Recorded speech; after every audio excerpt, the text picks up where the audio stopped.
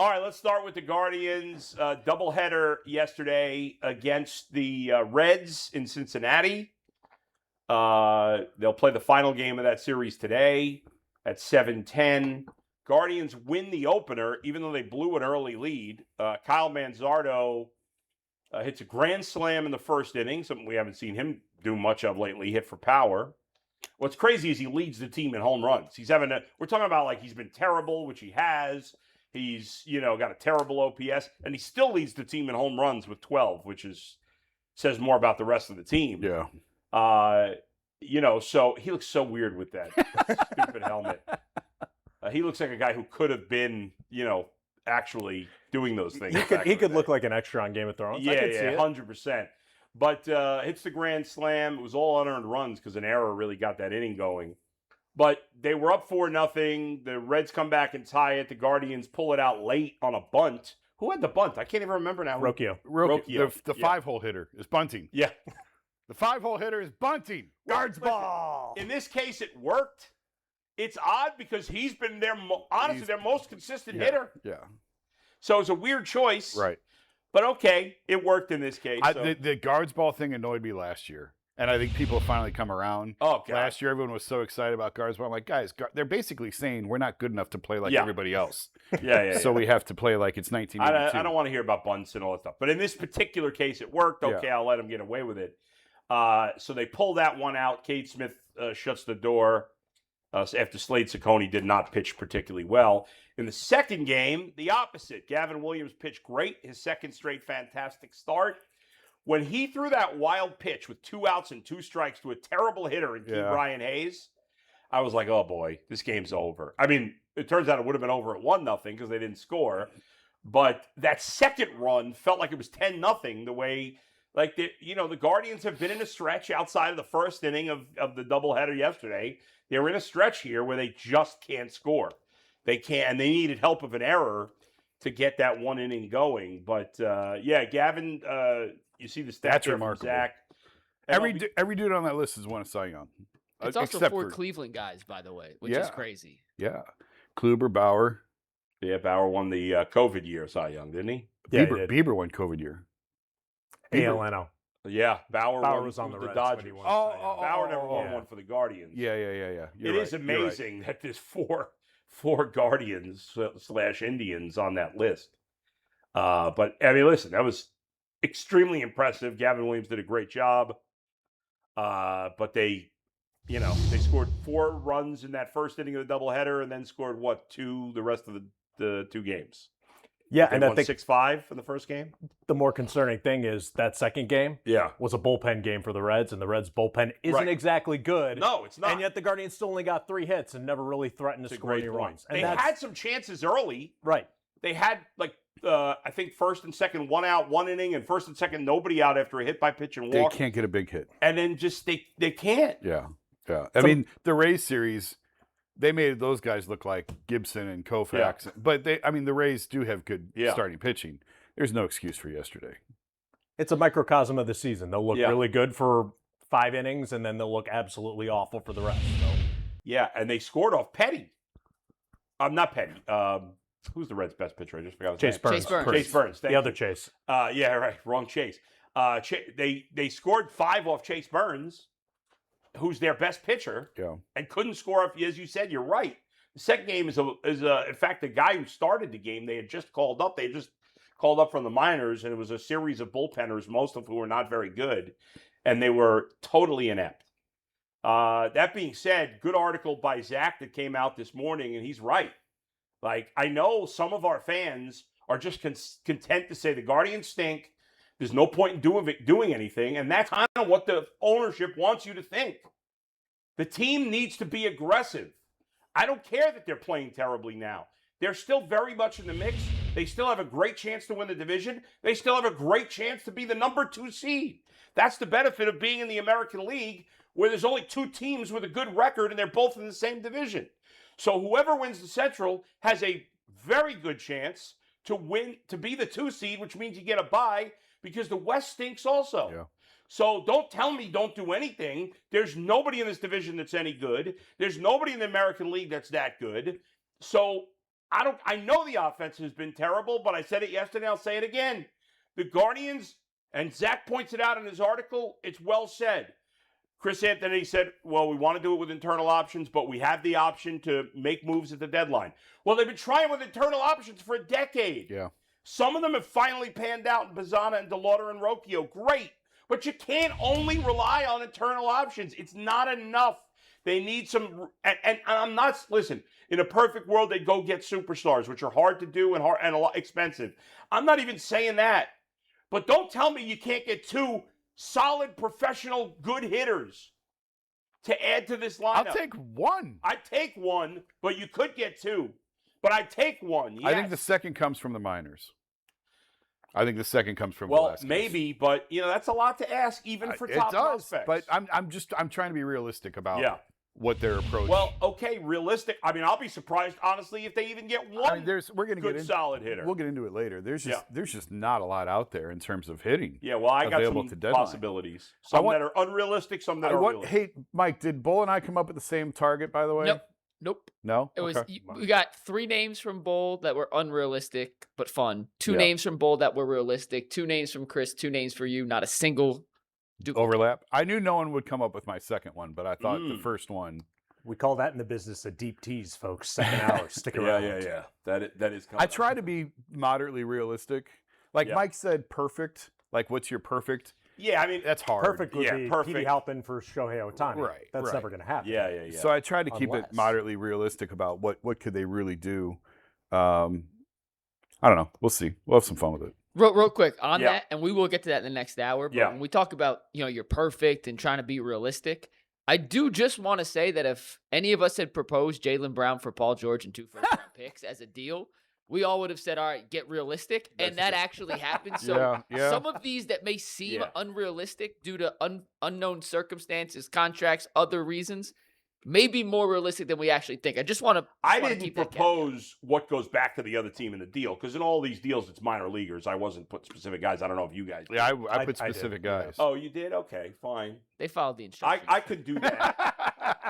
I'll do it as we are live, okay? I'll do it as we are live. But when you talk about realistic and unrealistic, too, though, I think you also have to have realistic Guardians and unrealistic. Like, maybe some teams, it's a realistic trade for certain guys. Right. But the Guardians, maybe not so much because they don't want to pay and they don't want to give up certain prospects, which I'm okay with, but you have such a logjam of guys at positions in the minors. The Columbus team right now looks like guys who all could play on other teams. They're not going to make the majors for different reasons with the Guardians because they're position locked. Yeah. It's time to start trading some of those guys away, and you're going to have to take the risk that maybe one of them turns into Junior Caminero, but he was just never going to play with Cleveland because Jose Ramirez was blocking him. For all the Junior Caminero talk, and there's and Yandy Diaz. There's 20 other guys who did nothing. And Anthony Castrovince, another Cleveland guy who actually I saw a couple days ago.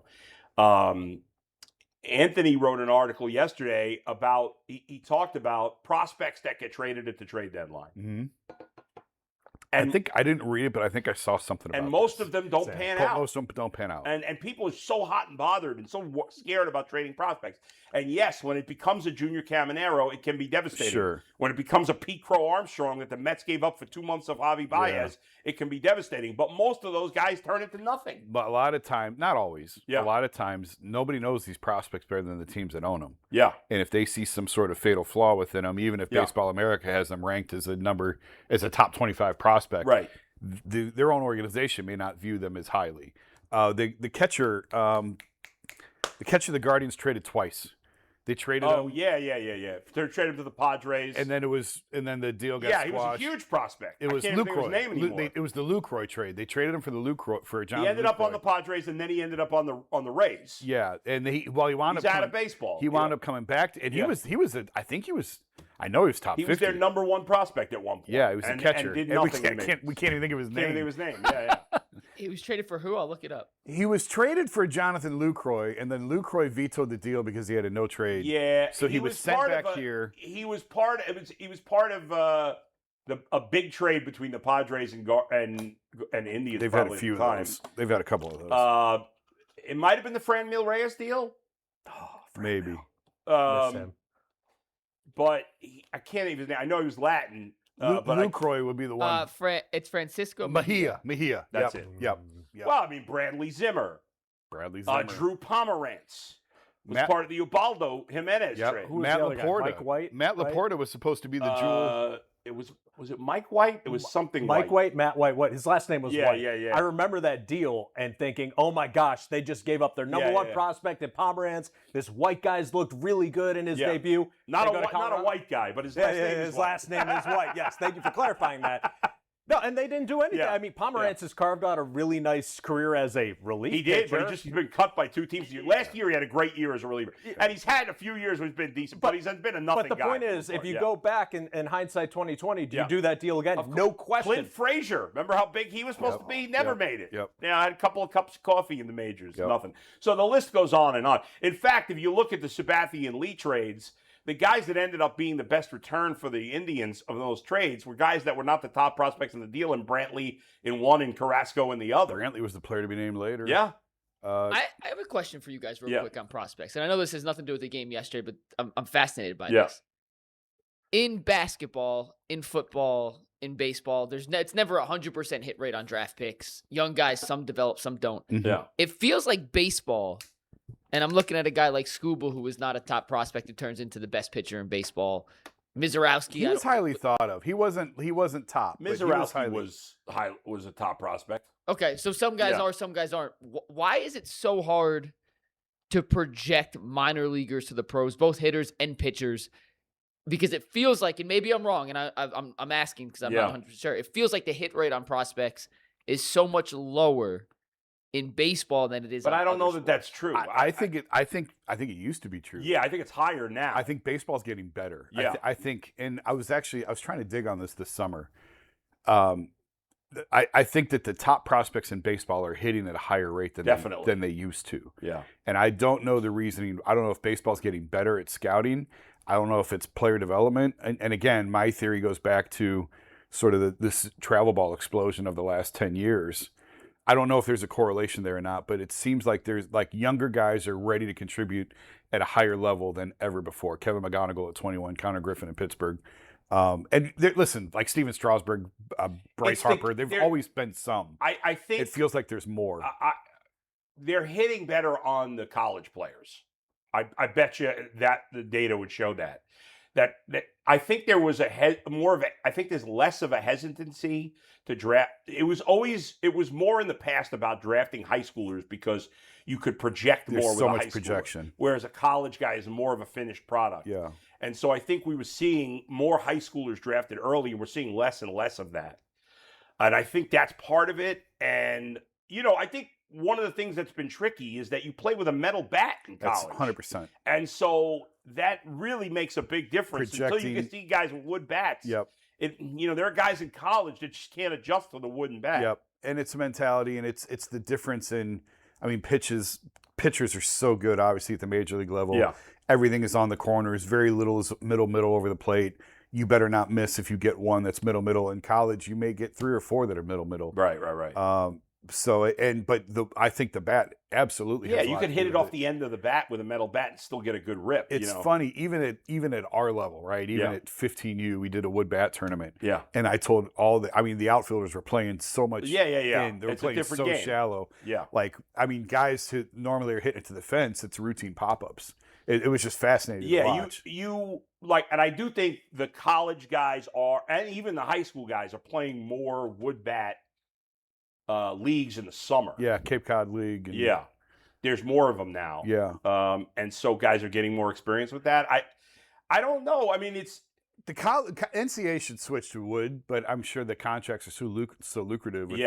Well, wood bats are more expensive because you break them.